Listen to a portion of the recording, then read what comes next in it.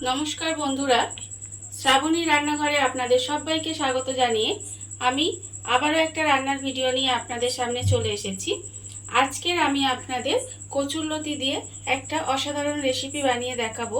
আশা করি আপনাদের ভালো লাগবে। তার জন্য কিন্তু আমার পুরো ভিডিওটা আপনাদের দেখতে হবে।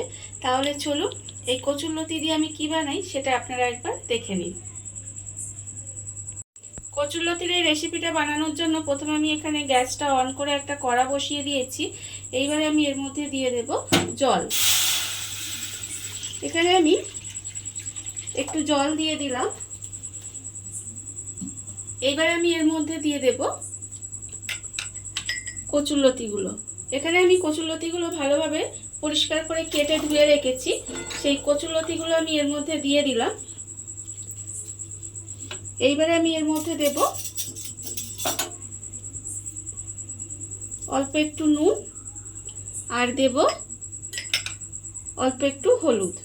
এবারে নুন আর হলুদ দিয়ে এই কচুরলতিটা আমাকে খুব ভালোভাবে একটু সেদ্ধ করে নিতে হবে।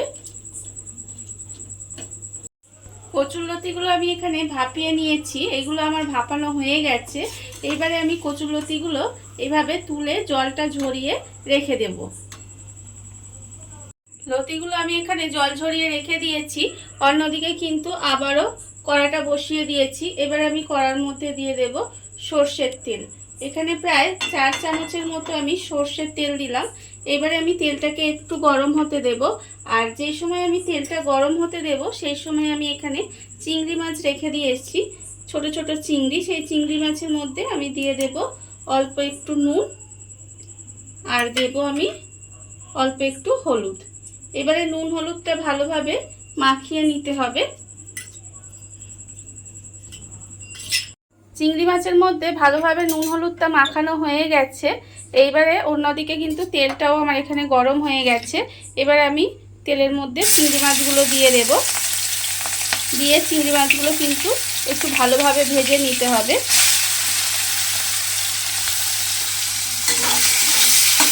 এইভাবে চিংড়ি মাছগুলো আমার এখানে ভাজা হয়ে গেছে। এবারে আমি চিংড়ি মাছগুলো তুলে রেখে দেব। চিংড়ি মাছগুলো আমি এখানে ভেজে তুলে রেখে দিয়েছি। এইবারে আমি এই তেলের মধ্যে দিয়ে দেব হাফ চামচ মতো কালো জিরে আর দেব আমি এখানে একটা চেরা কাঁচা লঙ্কা দিয়ে এবারে একটু আমি ভেজে নেব। কালো জিরে আর কাঁচা লঙ্কা দিয়ে আমি একটু নেড়েচেড়ে ভেজে নিয়েছি। এইবারে আমি এর মধ্যে দিয়ে দেব 1 চামচ মতো রসুন আমি গ্রেট করে রেখেছিলাম। সেই রসুনটা কিন্তু আমি এর মধ্যে দিয়ে দেব। এবারে রসুনটা দিয়ে আমি একটু নেড়েচেড়ে ভেজে নেব, যাতে রসুনের যে কাঁচা গন্ধ থাকে সেটা চলে যায়। রসুনটা দিয়ে আমি একটু নাড়াচাড়া করে ভাজা ভাজা মতো করে নিয়েছি। এতে রসুনের যে কাঁচা গন্ধটা সেটা চলে গেছে। এবার আমি এর মধ্যে দিয়ে দেব যে লতিটা আমি এখানে ভাপিয়ে রেখেছিলাম, সেই লতিটা কিন্তু আমি এর মধ্যে দিয়ে দিলাম। দিয়ে এবারে একটু নাড়াচাড়া করে নেব।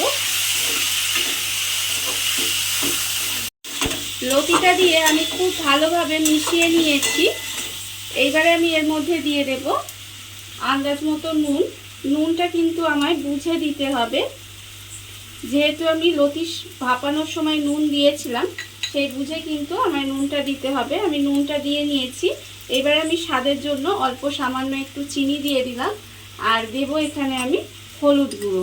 হলুদ গুঁড়ো আমি এখানে হাফ চামচ মতো হলুদ গুঁড়ো দিলাম। দিয়ে আবারও কিন্তু সমস্ত কিছু খুব ভালোভাবে একটু মিশিয়ে নেব।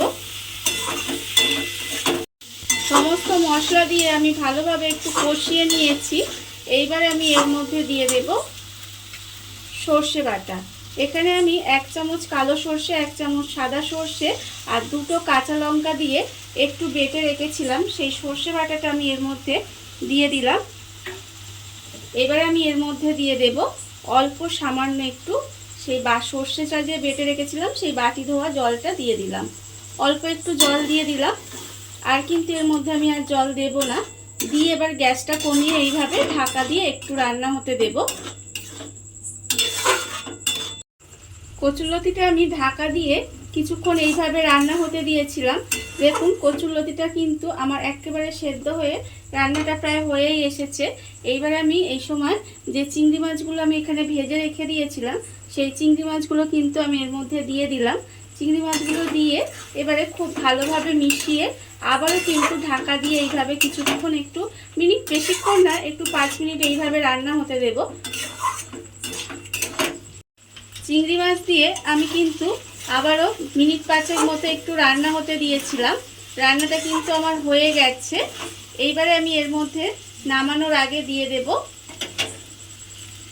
3টে চেরা কাঁচা লঙ্কা, আর আমি দিয়ে দেব এর মধ্যে 1 চামচ মতো কাঁচা সর্ষের তেল দিয়ে এবারে খুব ভালোভাবে একটু মিশিয়ে দিতে হবে। মিশিয়ে দিয়ে গ্যাসটা অফ করে ঢাকা দিয়ে কিছুক্ষণ এইভাবে রেখে দিলেই কিন্তু রান্নাটা আমার রেডি হয়ে যাবে। দেখুন আপনারা বাড়িতে থাকা কত অল্প উপকরণে, কত অল্প সময়, কত সুন্দর একটা কচুরলতির রেসিপি তৈরি হয়ে গেছে। আপনারা দেখতেই পেলেন। আর এটা আমি আজকের বানিয়েছি চিংড়ি মাছ দিয়ে কচুরলতি। এটা যদি আপনাদের ভালো লেগে থাকে তাহলে আপনারা যদি ফেসবুক থেকে দেখে থাকেন পেজটি ফলো করে দেওয়ার অনুরোধ রইল। আর যদি ইউটিউব থেকে দেখে থাকেন চ্যানেলটি সাবস্ক্রাইব করে নেওয়ার অনুরোধ রইল। তাহলে ভিডিওটা আমি এখানেই শেষ করছি। আপনারা সবাই ভালো থাকবেন, সুস্থ থাকবেন। আবারও হাজির হব নতুন কোনো রান্না নিয়ে।